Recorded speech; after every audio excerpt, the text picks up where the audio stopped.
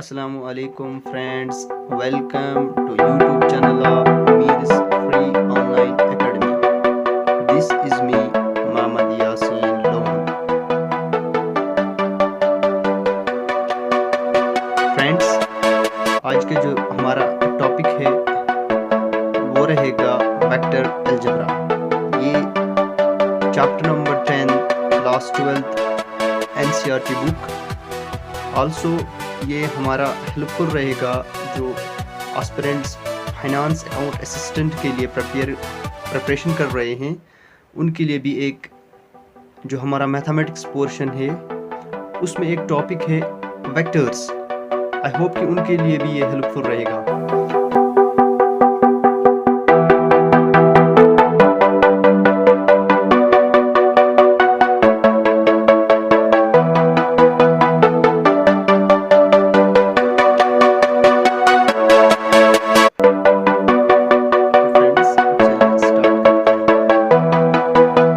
Guys, vectors और scalars क्या होते हैं और वेक्टर्स क्या होते हैं।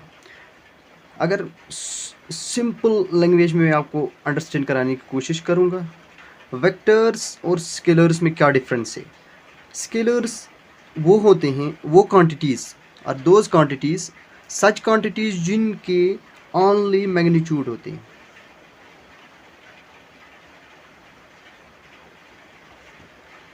सच क्वांटिटीज़ वो क्वांटिटीज़ होते हैं स्केलर्स जिनकी ओनली मैग्नीट्यूड होती है। बट अब वेक्टर्स की बात करें, ये वो क्वांटिटीज़ होती है जिनमें मैग्नीट्यूड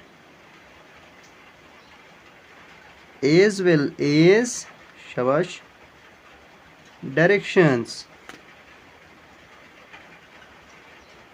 जिसमें मैग्नीट्यूड भी हो और डायरेक्शंस भी हो। अब मैग्नीट्यूड और डायरेक्शंस अगर किसी भी क्वांटिटी में पाए जाए तो उसे हम कहते हैं वेक्टर्स। ओनली मैग्नीट्यूड हो तो उसे हम कहते हैं स्केलर्स। कुछ एग्जांपल्स हम देना चाहेंगे। अगर हम बात करते हैं, फर्स्टली एग्जांपल्स से पहले हम वेक्टर्स की डिफिनीशन लिख लें। चलिए जी, definition: a quantity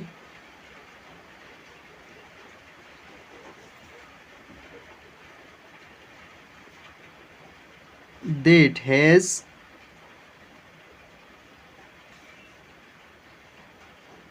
magnitude as well as direction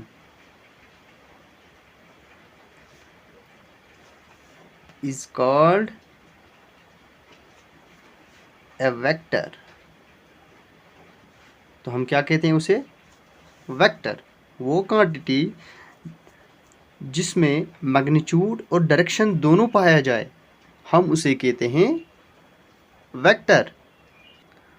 for example, मिसाल के तौर पर हम लेंगे displacement, weight, momentum, force etcetera. इन क्वांटिटीज़ को हम कहते हैं, इनमें डायरेक्शन भी पाई जाती है और मैग्नीट्यूड भी होता है, यानी इसकी लेंथ भी होती है। तो हम इन्हें कहते हैं,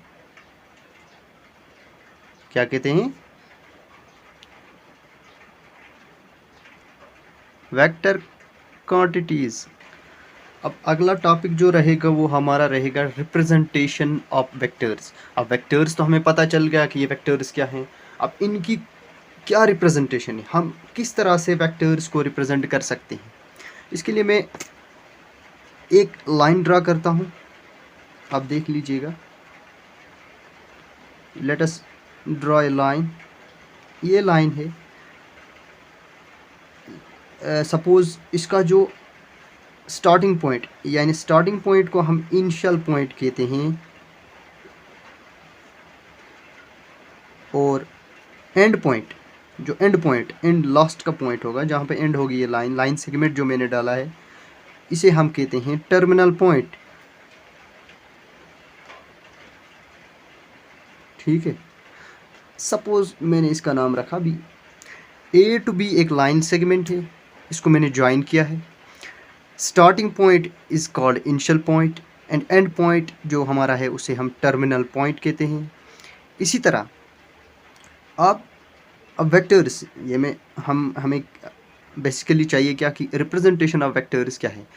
बेसिकली वेक्टर्स बेसिकली होते ही डायरेक्टेड लाइन्स हैं। ये लाइन जो मैंने ये लाइन ड्रा की है, basically this line is a directed line. यही लाइन है, इस लाइन को हम कहते हैं डायरेक्टेड लाइन। ठीक है, अब ये जो लाइन थी यही तो हमारा वेक्टर है, क्योंकि vectors are basically directed lines.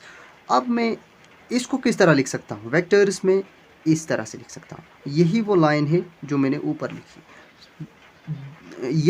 ये नोटेशन है। This is the representation, basically this is the notation और रिप्रेजेंटेशन ऑफ वेक्टर्स। हम इस तरह से वेक्टर्स को रिप्रेजेंट करते हैं। अब ये ए भी हमारी जो लाइन है, इसको मैं सपोज करता हूँ, लेट अस सपोज इसको मैं स्मॉल ए के बराबर लिखता हूँ, तो ये हमारा वेक्टर है। ये रही हमारी रिप्रेजेंटेशन ऑफ वेक्टर्स। अब नेक्स्ट जो हमारा टॉपिक रहेगा वो है magnitude of A vector. Magnitude of A vector basically होता क्या है? Magnitude of a vector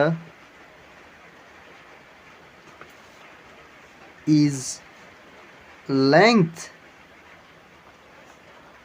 of the directed line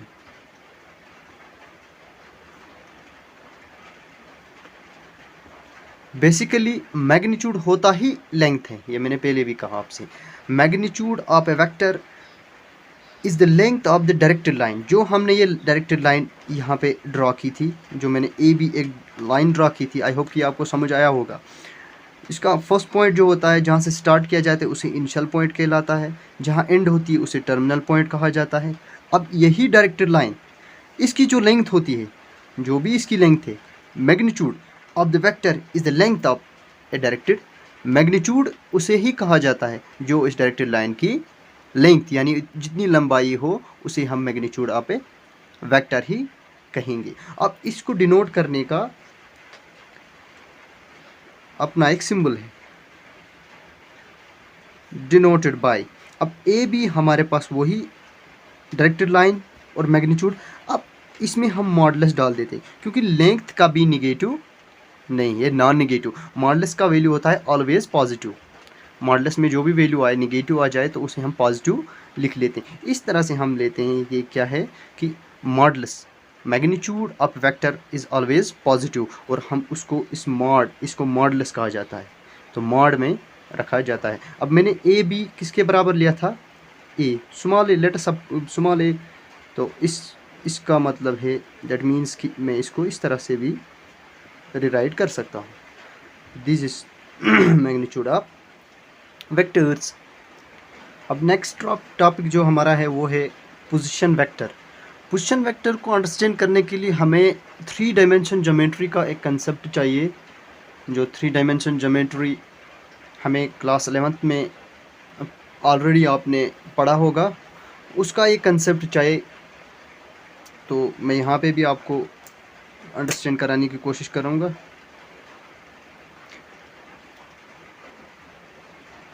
मैं एक 3 डायमेंशन फिगर ड्रॉ करता हूँ। This is y axis, x axis and z axis. ये हमारा 3 डायमेंशन है, x axis, y axis and z axis. This is our origin. और मैं एक पॉइंट ड्रा करता हूँ कहीं पे, यहाँ पे हमारा पॉइंट P। सपोज ये हमारा point x y z, point P x y, मतलब कोऑर्डिनेट्स x y z के होंगे इसमें, x के, y के और z के, जो ओरिजिन है हमारा। अब ये बात आपको याद करनी, अच्छी तरह से रिमेंबर करिएगा कि जो इनिशियल पॉइंट होता है, अब पोजीशन वेक्टर, इनिशियल पॉइंट जो पोजीशन वेक्टर का होगा वो हमेशा ओरिजिन से स्टार्ट होगा, यहाँ से स्टार्ट होगा।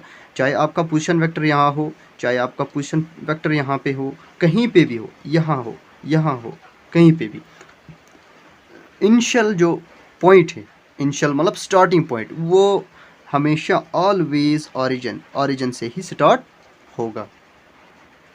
अब जो ऑरिजिन है इसमें एक्स कोऑर्डिनेट 0 होता है, वाई कोऑर्डिनेट भी 0 होता है, जेड कोऑर्डिनेट भी 0 होता है। अब मैंने एक कंसिडर किया है पॉइंट पी इस स्पेस में मैंने एक पॉइंट पी कंसिडर किया जिसका एक्स कोऑर्डिनेट एक्स रखा है, वाई वाई और जेड जेड। इसका कोई ना आगे कुछ वैल्यू भी हो सकता है, वो आप अपने हिसाब से भी रिमेंबर कर सकते हैं, बट जनरली हम एक्स वाई जेड ही लेंगे। तो अब मेरे पास P के कोऑर्डिनेट्स हैं X Y Z and O, यानी ऑरिजिन यानी इनिशियल पॉइंट जहाँ स्टार्ट हुआ और फाइनल पॉइंट टर्मिनल पॉइंट जहाँ पे ये पॉइंट एंड हो रहा है, लाइन सेगमेंट एंड हो रही है, इसके कोऑर्डिनेट्स एक्स वाई जेड और इसके 0 0 0 हैं। Then the vector OP, O से लेके V तक P तक जो वेक्टर बनेगा हमारा O से लेके P तक एज O इनिशियल पॉइंट होगा और P इसका टर्मिनल पॉइंट होगा। OP वेक्टर, ये तो definition by definition OP vector, इसे हम कहते हैं is called position vector, position vector. और डिनोट किया जाता है OP को, हम वेक्टर को लिखते हैं स्मॉल r इस तरह से, या ये इस तरह से भी हम इसको डिनोट कर सकते हैं। बट अगर मुझे अब इनकी डिस्टेंस निकालनी हो फ्रॉम O टू P, आपको पता है डिस्टेंस फार्मूला आपको आता है। अब यहाँ पे मैं पूरा करके नहीं दूंगा, बट आपको वो तो आता होगा। डिस्टेंस फार्मूला का जो फार्मूला है, डिस्टेंस फार्मूला, उसको यूज़ करके हम इसका जो पोजीशन है वो निकालेंगे। OP कभी लेंथ कभी निगेटिव नहीं होगी, नॉन निगेटिव होती है, तो मॉडुलस अप्लाई किया is equal to under root of x square plus y square plus z square. आप चेक कर लीजिएगा, आप डिस्टेंस फार्मूला अप्लाई कीजिएगा। फर्स्ट पॉइंट ये है, सेकंड पॉइंट ये है, फ्रॉम A टू B और O टू P, जो आपकी मर्ज़ी, जिस तरह से आपने डिस्टेंस फार्मूला किस तरह से याद किया है उसी तरह अप्लाई कीजिएगा। First point x1 x2 y1 y2 z1 z2, इस तरह से डिस्टेंस फार्मूला की with help of distance formula हम OP निकाल सकते हैं। तो OP किसके बराबर है? Under root of x square plus y square plus z square, यानी हमारा position vector is equal to under root of x square plus y square plus z square. Next जो हमारा है टॉपिक वो है डायरेक्शन कोसाइंस। डायरेक्शन कोसाइंस क्या होते हैं, अब इनके बारे में पढ़ना है हमें। कोसाइंस मीन्स कॉस, कोसाइंस हम कोसाइन किसको कहते हैं? कॉस को। अब ये कॉस की क्या रिलेशन है यहाँ पे, हम एक consider a position vector,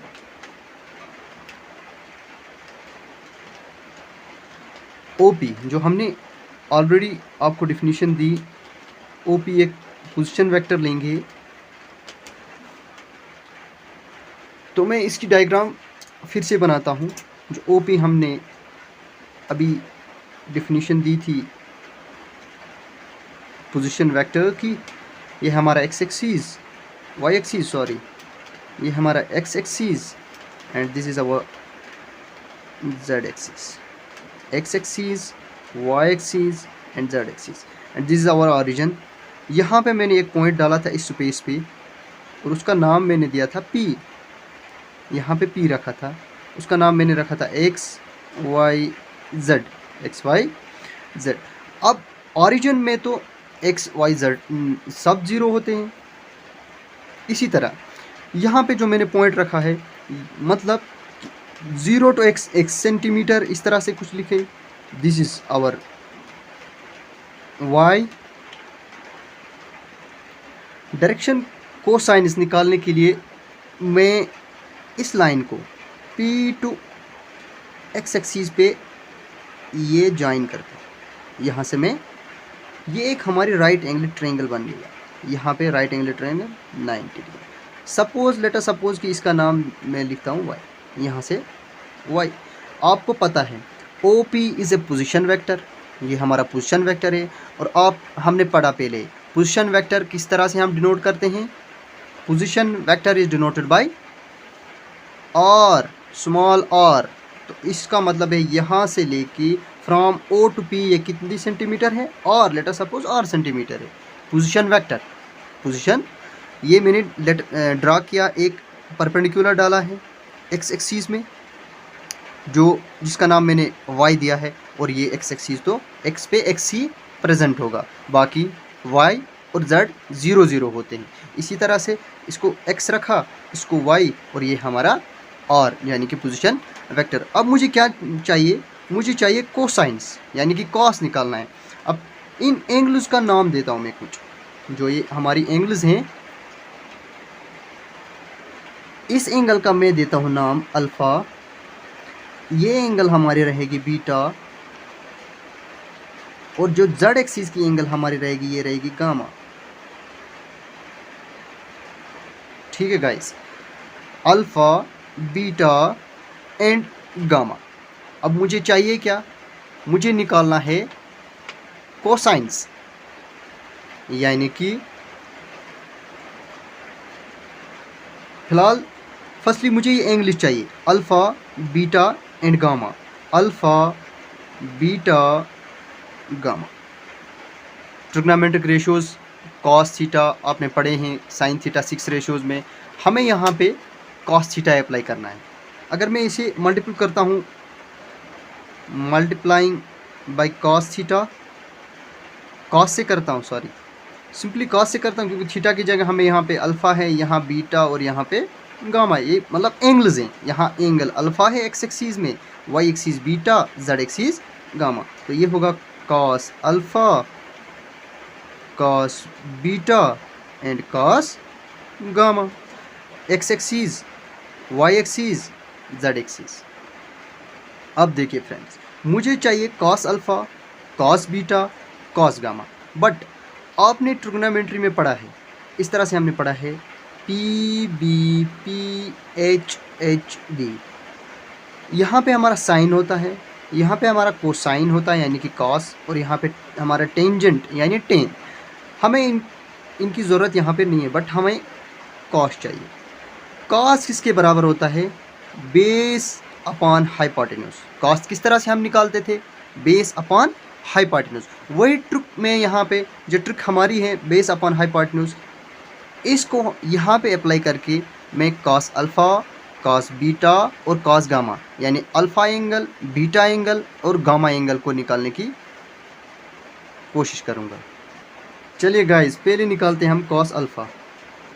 cos alpha यानी कॉस अल्फ़ा कोई भी एंगल हो, बट हम निकालते हैं generally base upon hypotenuse. Base upon, हमारी बेस है x, कितनी है x, यहाँ पे लिखिए, आपको कन्फ्यूजन नहीं होना चाहिए। x सेंटीमीटर या कुछ, x अपॉन हाइपोटेन्यूज, और क्योंकि यहाँ पे जो 90 डिग्री अपोजिट साइड होता है, लॉन्गेस्ट साइड जो बड़ा वाला साइड होता है वो हमारा हाइपोटेन्यूज कहलाता है, जो आपने ट्रिग्नोमेट्री में ऑलरेडी पढ़ा होगा। तो x अपॉन r, इसी तरह कॉस बीटा वो क्या है b/h, लेकिन बीटा हमारी एंगल यहाँ से बनती है y एक्सिस में, किस एक्सिस में, तो ये रहेगा हमारा y/r। इसी तरह कॉस गामा, आई होप कि आ रहा है आपको समझ guys, beta upon h, z divided by r। इनको हम कहते हैं डायरेक्शन कोसाइन्स, डायरेक्शन। अब मैं इनको हम इस तरह भी लिख सकते हैं, let L is equal to cos alpha, M is equal to cos beta, N is equal to cos gamma. ये नोटेशन है, इसमें कन्फ्यूजन होने की बात नहीं है। खाली हम इनको नोटेशन, इनकी नोटेशन ये लेंगे कि L लिखेंगे कॉस अल्फ़ा यानी कि x/r, M cos beta y/r and N cos gamma z/r। ये these are called direction cosines. अब जो नेक्स्ट है वो है डायरेक्शन रेशियोज। डायरेक्शन रेशियोज क्या होते हैं, these are numbers. These are numbers so that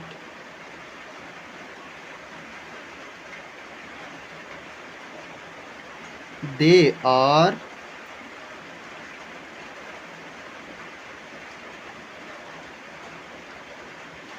proportional to direction,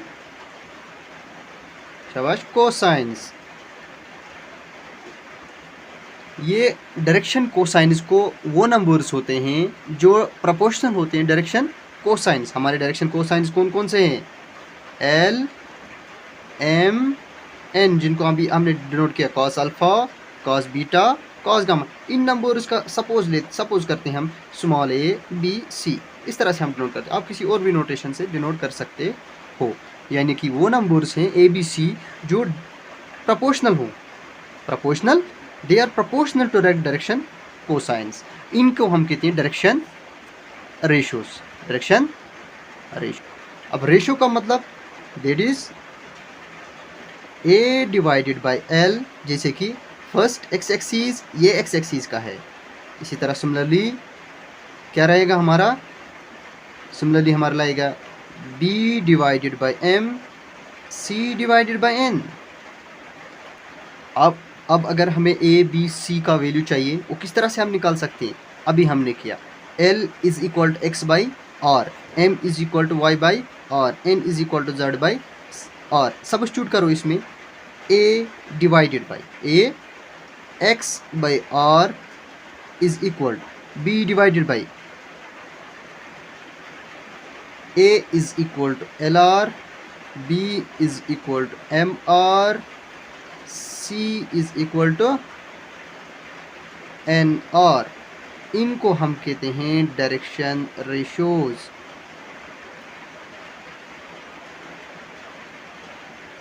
आप देख सकते हो ये प्रोपोर्शनल है. कैसे?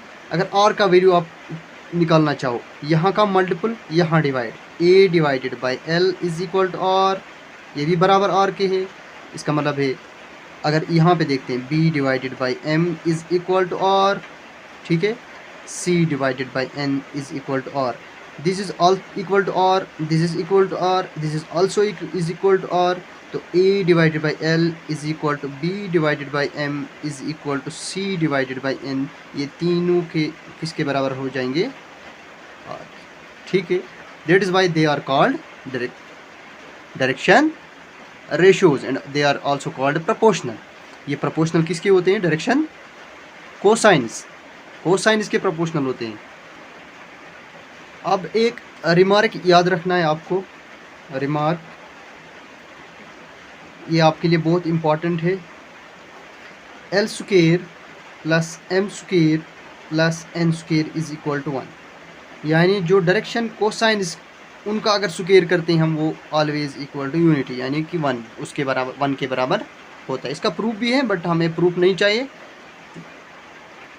नेक्स्ट है हमारा फ्री वेक्टर. फ्री वेक्टर किस तरह से डिफाइन करेंगे? Without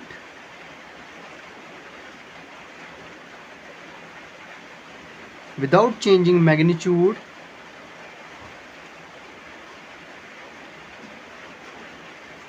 without changing magnitude and direction,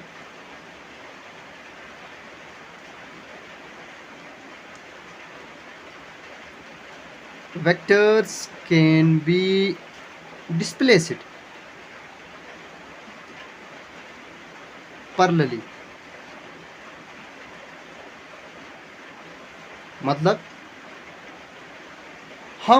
हमें ना तो मैग्नीट्यूड चेंज करना है ना उसकी डायरेक्शन चेंज करनी है, बट हमें वेक्टर चेंज करना है, डिस्प्ले करना है, एक जगह से दूसरी जगह ले जाना है और पैरेलली रखना है. जैसे कि मैं आपको बाय एग्जांपल आपको अंडरस्टैंड कराने की कोशिश. ये मेरा पोजीशन वेक्टर ए है. सपोज ये मेरा वेक्टर ए, ठीक. अब मैं जितनी लेंथ इसकी है, सपोज कि 2 यूनिट्स, ठीक. यही 2 यूनिट्स मैं यहाँ पे लिखता हूँ या यहाँ पे, आपकी मर्जी, या यहाँ पे कहीं पे भी यही 2 यूनिट्स. बट ना तो इसकी मैग्नीट्यूड में मैंने कोई चेंजिंग की है, ना ही इसकी किसी डायरेक्शन में चेंजिंग की है, बट इसको थोड़ा मैंने डिस्प्ले किया है, एक जगह से थोड़ा सा चेंजिंग की है इसमें। 2 यूनिट्स ये भी है और 2 यूनिट्स ये भी हैं, इनकी भी लेंथ 2 यूनिट्स, इसकी भी लेंथ 2 यूनिट्स। तो इसका मतलब इस वाले वेक्टर को इस तरह से चेंज करने से हम उस वेक्टर को कहते हैं फ्री वेक्टर। नेक्स्ट है जीरो वेक्टर। जीरो वेक्टर क्या होता है? ए vector whose initial and terminal point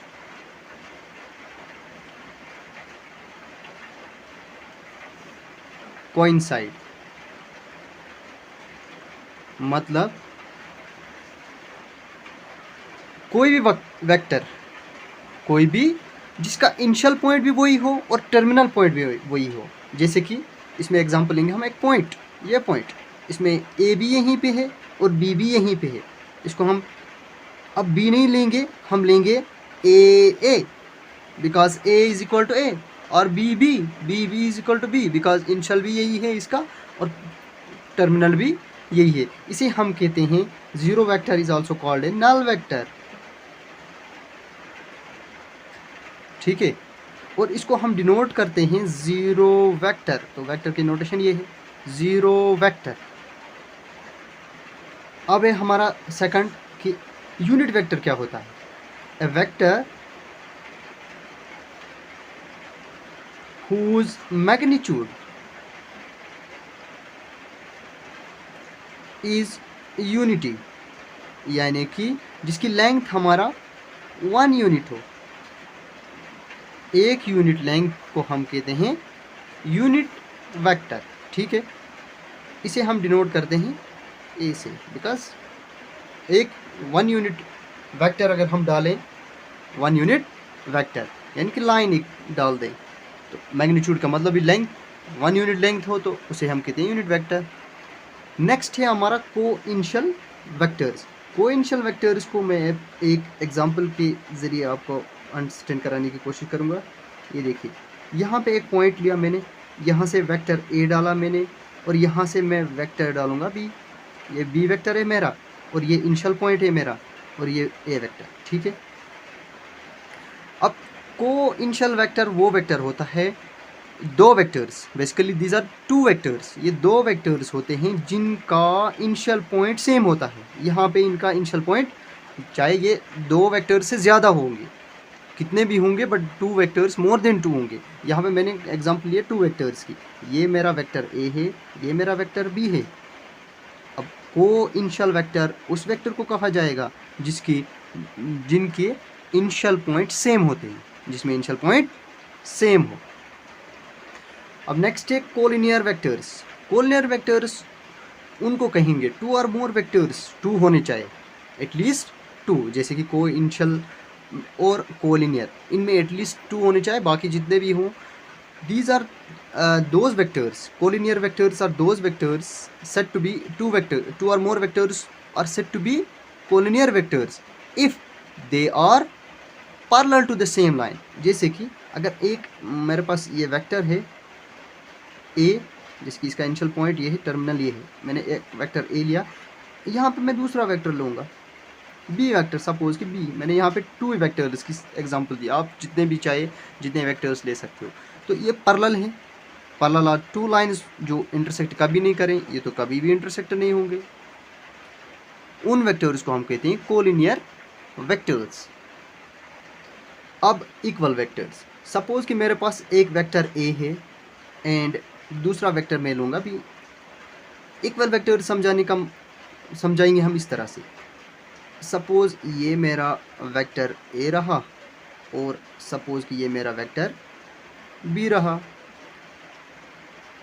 equal vectors उन वेक्टर्स को कहते हैं 2 वेक्टर्स, यानी कि 2 वेक्टर, कोई भी 2, मैंने यहाँ पे ए और बी वेक्टर लिया है, उन वेक्टर्स को कहेंगे जिनकी मैग्नीट्यूड एंड डायरेक्शन भी सेम होगी, जिनका मैग्नीट्यूड एंड डायरेक्शन सेम होगा, और इनको लिखा जाता है, these are written as a vector is equal to b vector, क्योंकि ये सेम है, इनकी मैग्नीट्यूड और डायरेक्शन सेम रहती है।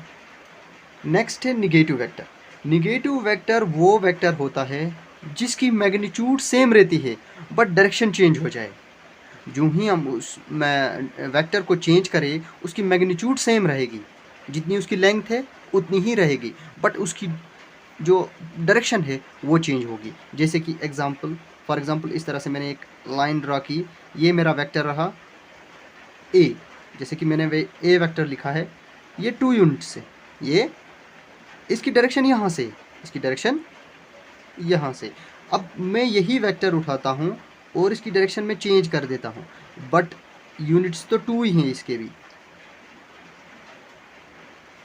Magnitude same but direction change. तो इस तरह के वेक्टर्स को हम कहते हैं नेगेटिव वेक्टर्स। आई होप कि आपको इतना अंडरस्टैंड हुआ होगा। चलिए अब एक्सरसाइज 10.1 स्टार्ट करते हैं। क्वेश्चन नंबर 1 आप देख सकते हो स्क्रीन पे, represent graphically A displacement of 40 kilometre 30 degrees east of north. इसको हमें ग्राफिकली रिप्रेजेंट करना है, बस कुछ नहीं करना है, ग्राफिकली इसको दिखाना है कि ये कहाँ पे लाई करेगा। 40 किलोमीटर 30 डिग्री ऑफ नॉर्थ। आप देखिए मैं इसको किस तरह से रिप्रेजेंट करूँगा। ये हमारा x axis, y axis, sorry ये हमारा एक्स एक्सिस, ठीक है ना। यहाँ पे मैं ड्रा करता हूँ पोजीशन वेक्टर, जैसे कि हमने डिफिनीशन से ही पढ़ते आ रहे। ये मेरा ओरिजिन ओ और ये है मेरा पी, पोजीशन वेक्टर, ठीक है ना। मुझे रिप्रेजेंट करना है बस, आपको पता है ये हमारा ईस्ट वेस्ट नॉर्थ साउथ, इस तरह से हमें डिफाइन। अब जो यहाँ पे एंगल बनती है, ये एंगल, ये हमारी एंगल बनेगी 30 डिग्री। क्या बनेगी? अब आपको बनाना है 30 डिग्री 40 किलोमीटर, 40 यहाँ तक 10 20 30 एंड 40। ये इस तरह से हम रिप्रेजेंट कर सकते हैं 40 kilometre of north, 40 kilometre of north. तो यही निकालना था हमें, रिप्रेजेंट करना था, represent graphically A displacement of 40 kilometre 30 degree east of north. तो वो हमने रिप्रेजेंट कर दिया। आई होप आपको ये अंडरस्टैंड हुआ। अब हम क्वेश्चन नंबर 2 स्टार्ट करते हैं। चलिए जी फ्रेंड्स, अब क्वेश्चन नंबर 2 स्टार्ट करते हैं। क्वेश्चन नंबर 2 है, classify the following measures A scalars and vectors. हमें कुछ मेजर्स हैं जो हमें क्लासीफाई करने की, स्केलर्स हैं या वेक्टर्स हैं। तो फर्स्ट पार्ट है हमारा 10 kg। 10 kg क्या रहेगा फिर? Scalar. Second part 2 metres north west, 2 metres north west, तो ये क्या रहेगा? वेक्टर। इसी तरह 40 डिग्री, ये क्या रहेगी हमारी? Scalar. And fourth part is 40 वाट, 40 वाट, ये भी हमारा रहेगा स्केलर। फिफ्थ है हमारा 20 मीटर पर सेकंड स्क्वायर। बेसिकली ये एक्सेलरेशन होती है, ये होती है एक्सेलरेशन। अगर आपको डिफिनीशन याद हो, स्केलर्स में मैंने जब आपको एग्जांपल दी थी स्केलर, वहाँ पे मैंने कहा था acceleration is also a scalar. Acceleration क्या होती है? Scalar, vector, sorry.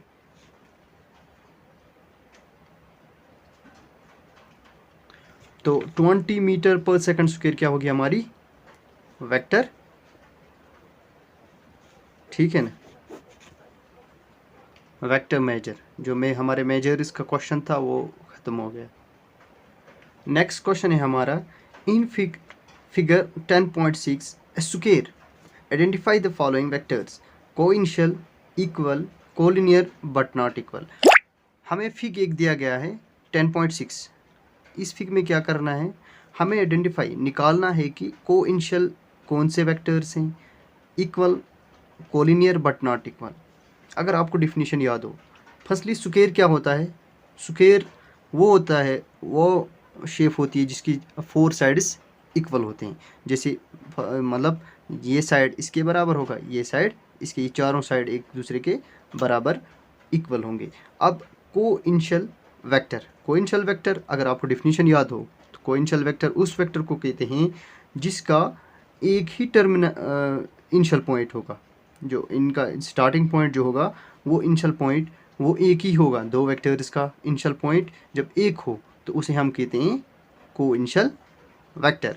तो आप यहाँ से देख सकते हो इसकी पोजीशन यहाँ से है, इसकी पोजीशन यहाँ से है, इसकी पोजीशन यहाँ पे हो सकती है, इसकी पोजीशन यहाँ से है। बट अगर इसकी भी अगर यहाँ से देखेंगे हम, a initial point this, d initial point this, तो इसका मतलब है first part a vector a and vector d, ये दो वेक्टर्स हैं और कोइंशियल वेक्टर्स, ठीक है। अब दूसरे वेक्टर्स बी पार्ट जो है हमारा है वो है इक्वल वेक्टर्स। अगर आपको डेफिनेशन याद हो, दो वेक्टर्स को हम कब इक्वल कहते हैं, दो वेक्टर्स को कब इक्वल कहा जाता है?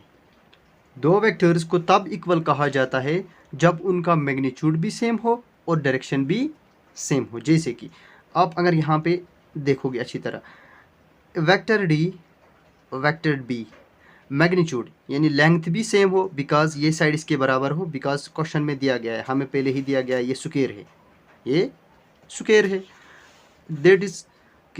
फिर vector d is equal to vector b, तो vector d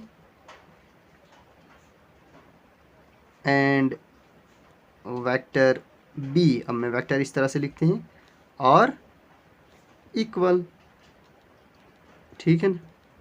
vector d and vector b are equal because इनकी डायरेक्शन भी सेम है, डायरेक्शन सेम, मैग्नीट्यूड भी सेम रहेगा, लेंथ भी सेम होगी बिकॉज ये स्क्वायर है। अब सी पार्ट है कोलिनियर बट नॉट इक्वल। ये कौन से वैल्यूज हो सकती है, कौन से वेक्टर्स हो सकते हैं collinear but not equal? A b और बी सी और सी डी, इनमें से देखना है। चलिए फिगर देखते हैं फिर से, देखिए फिगर को अच्छी तरह। आपको पता है जब हमने डिफिनीशन पढ़ी थी, कोलिनियर पॉइंट्स, कोलिनियर वेक्टर्स उन वेक्टर्स को कहा जाता है जो पैरेलल हो। देखो ये इसके पैरेलल है, ये इसके पैरेलल, बट इसकी सेकंड कंडीशन इसने दी है कि ये कोलिनियर है बट इक्वल नहीं है। इक्वल मतलब ये डायरेक्शन में इक्वल नहीं है, बट ये कोलिनियर है, पैरेलल तो है। यहाँ पे देख सकते हो अगर डी और बी की बात की जाए, डी इसकी डायरेक्शन भी सेम और इसका मैग्नीट्यूड भी इक्वल है, बट अब और ये पैरेलल भी हैं, ये दोनों डी और बी पैरेलल है, तो इसे हम कहेंगे ये कोलिनियर है और इक्वल है। हमें उसकी एग्जांपल देनी है जो नॉट इक्वल हो, यानी कि जिनकी डायरेक्शन सेम ना हो। आप देख सकते हो यहाँ से जो सी वेक्टर हमारा है वो यहाँ की तरफ जा रहा है, वो निगेटिव की तरफ जा रहा है, यहाँ से इस साइड जा रहा है। जो ए वेक्टर है वो हमारा वो यहाँ से जा रहा है, तो इनकी डायरेक्शन डिफरेंट है ना, डायरेक्शन यहाँ से एक ही और सी की यहाँ से, बट दे आर पैरेलल। ये एक दूसरे के पैरेलल है जो कभी इंटरसेक्ट ना कर सके। तो हम कहेंगे a and c, vector a and c are collinear but not equal. ये सी पार्ट था हमारा, collinear but not equal, parallel तो है बट डायरेक्शन डिफरेंट है। तो क्या आएगा, therefore vector a and vector c, vector c और क्या होंगे, collinear but not equal. I hope आपको ये अंडरस्टैंड हुआ होगा। अब हमारा नेक्स्ट क्वेश्चन है, answer the following is true और false. First part, vector a and vector minus A R collinear. Second, two collinear vectors are always equal in magnitude. Third, two vectors having same magnitude are collinear. इसी तरह fourth part भी है हमारा, two collinear vectors having the same magnitude are equal. चलिए first part देखते हैं। Question वाला कह रहा है क्या ये सही है कि गलत है। वेक्टर ए ये प्लस है और वेक्टर ए माइनस ए, यानी प्लस और माइनस का मतलब इस तरह से समझना होगा आपको कि इनकी डायरेक्शन चेंज है, डायरेक्शन डिफरेंट होगी। तो और कोलिनियर, अभी हमने पढ़ा कोलिनियर उनको कहा जाता है वो वेक्टर्स, यानी कि ये अगर वेक्टर ए है, ये मेरा वेक्टर माइनस ए है, कहीं पे भी लिख सकता हूँ ना मैं इसे, इसकी डायरेक्शन ए से है, इसकी डायरेक्शन ए से है, तो ये दोनों कोलिनियर हो सकते हैं। दिस इज ट्रू, ये ट्रू है ना। यहाँ पे पैरेलल, बिकॉज कोलिनियर उनको कहा जाता है two vectors, two or more vectors उनको कहा जाता है, two or more vectors are said to be collinear if they are parallel. ये दोनों पैरेलल हो सकती हैं, डायरेक्शन की कोई इसमें डायरेक्शन से कोई डिफरेंस नहीं आ सकती इसमें, तो ये दोनों एक दूसरे के parallel, hence they are collinear. तो first part is yes, that is true. चलिए अब नेक्स्ट पार्ट है two collinear vectors are always equal in magnitude. क्या ये सही है कि गलत है? इज इट ट्रू और false? Two collinear vectors are always equal in magnitude, that is, ये कह रहा है कि कोई भी दो कोलिनियर पॉइंट्स ले लीजिए, collinear points are those points which are parallel to each other. तो एक मैंने लिया ए वेक्टर, तो मैं ले रहा हूँ ये बी वेक्टर, ठीक है। अब ये कह रहा है इनका मैग्नीट्यूड इक्वल होगा, ऑलवेज, ऑलवेज हो गया हमेशा, हमेशा के लिए इक्वल होगा। तो मैं कहूँगा कि ये फॉल्स है, बिकॉज अगर ये मेरा ए वेक्टर है, इसकी लेंथ बी वेक्टर, ये पैरेलल है, कोलिनियर तो है, बट इसकी लेंथ कुछ भी हो सकती है, इसकी लेंथ कुछ भी हो सकती है। आप और एक पैरेलल भी डाल सकते हो इसमें, कोई और एक वेक्टर भी डाल सकते हो, तो ये हमेशा के लिए फॉल्स ही रहेगा। ये ज़रूरी नहीं है कि ये दोनों इक्वल हो, हाँ हो सकते हैं बट नॉट ऑलवेज। अब third part, two vectors having same magnitude और कोलिनियर। कह रहा है दो वेक्टर्स अगर हैं हमारे, कोई भी दो वेक्टर्स, उनकी मैग्नीट्यूड अगर सेम है तो वो हमेशा के लिए नहीं बल्कि कभी भी कोलिनियर हो सकते हैं, ये कह रहा है। तो अगर मैं आपको एग्जांपल एक दूं, मैं कह रहा हूँ ये फॉल्स है, बिकॉज इस तरह से आप समझिएगा, अगर मेरा ये वेक्टर ए है, मैग्नीट्यूड सेम है, मैग्नीट्यूड मतलब इसकी लेंथ सेम है, बट अब कोलिनियर वो होते हैं जो इनके पैरेलल होंगे। मैं ऐसे डाल देता हूँ इसको, मैं दूसरा वेक्टर इस तरह से लिख सकता हूँ, इस तरह से डायरेक्शन कुछ भी लिख सकता हूँ। यहाँ बी वेक्टर, ये मेरा बी वेक्टर है, तो यूँ ही ये आगे जाएगा थोड़ा, ये इसके साथ परपेंडिकुलर, ये इंटरसेक्ट हो जाएगा, तो ये पैरेलल रहा नहीं, तो हम नहीं कह सकते हैं कि ये कोलिनियर होगा, ये परपेंडिकुलर बन गया इसका। तो ये हम ये कहेंगे कि मैग्नीट्यूड सेम हो, कोलिनियर होना ये ज़रूरी नहीं, ठीक है। नेक्स्ट पार्ट है, दैट्स फोर्थ पार्ट है, two collinear vectors having the same magnitude और इक्वल। कोई भी दो कोलिनियर वेक्टर्स, कोलिनियर मतलब जो दो वेक्टर्स जो पैरेलल हो, parallel to each other, having the same magnitude और इक्वल, अगर उनकी मैग्नीट्यूड सेम हो तो वो कह रहा है इक्वल होंगी। क्या ख्याल है?